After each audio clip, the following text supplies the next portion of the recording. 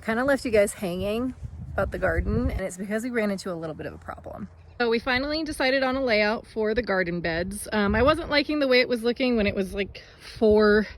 Had a little bit of a mental breakdown and said, screw it, and just decided to go with this layout, which I really like. But the problem is, can't really tell in the video, but despite our best efforts, we were not able to till the land to be perfectly level. So like, it's hard to tell on camera, but the beds are kind of doing this. Their solution was to order a bunch of fill dirt from our local like landscape supply company, which, side note, if you're doing landscape or garden or whatever, check out your local landscape supply company. You can get it so much cheaper and in bulk. Anyways, we are having like 8 cubic yards of fill dirt delivered today, like probably within the next 30 minutes. The fill dirt is here.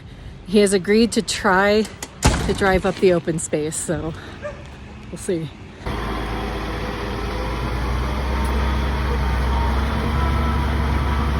Holy cow, that's a lot of dirt. Goodbye. Thank you. Goodbye. Now we just need to get this dirt up that hill to that far back corner. The soil just got here too.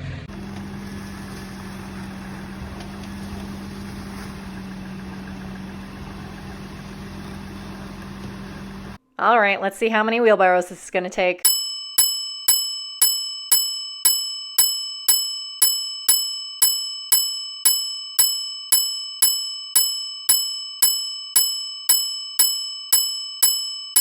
Dear Lord, this is a lot, like way more than I expected. Let's move on. I would say we're probably more than halfway done, but that is no joke. So gonna call it a night and do the rest another day. Bye.